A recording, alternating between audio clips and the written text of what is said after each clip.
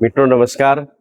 આજ રોજ અમે સવારે 10 વાગ્યાથી જે વલસાડ તાલુકામાં જે વિકાસના કામો મંજૂર થયા છે જિલ્લા પંચાયત સિંચાઈ દ્વારા, એ જિલ્લા પંચાયત સિંચાઈના વહીવટી તંત્ર સાથે અમારા નવા વરાયેલા તાલુકા પંચાયતના પ્રમુખ શ્રી કિશોરભાઈ પટેલ, કારોબારી અધ્યક્ષ શ્રી મહેશભાઈ પટેલ અને ઉપપ્રમુખ શ્રી જસુમીતભાઈ ટંડેલ અને જિલ્લા પંચાયતના સભ્યો પાઠભાઈ, જયભાઈ અને તાલુકા પંચાયતના સભ્યો જે એ વિસ્તારમાં આવે છે એવા જે ભવેશભાઈ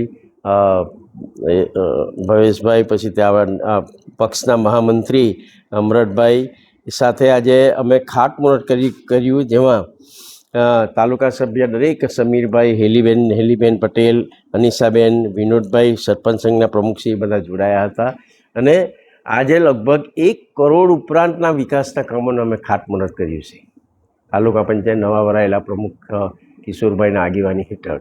એટલે આવા વિકાસના કામો જે મંજૂર થયેલા છે, ચૂંટણીના લીધે પેન્ડિંગ હતા, એ કામનું અમે ખાતમુહૂર્ત કરીને સીની શરૂઆત કરાવી છે ટોટલ 1 કરોડ રૂપિયામાં। આવનારા દિવસોમાં અમે હવે જે વિકાસના કામો જે મંજૂર થયેલા છે, ખાસ કરીને તેમાં ચિઠ્ઠી દાંતી ખાતે ચિઠ્ઠી 42 કરોડની ચિઠ્ઠી મંજૂર થયેલી છે। ધરાસણા ટાઇડલ રેગ્યુલેટર 15 કરોડનું મંજૂર થયું છે। ત્યાર પછી કોસંબા ખાતે ચિઠ્ઠી મંજૂર થયેલી છે, 26 કરોડની મંજૂર થયેલ છે।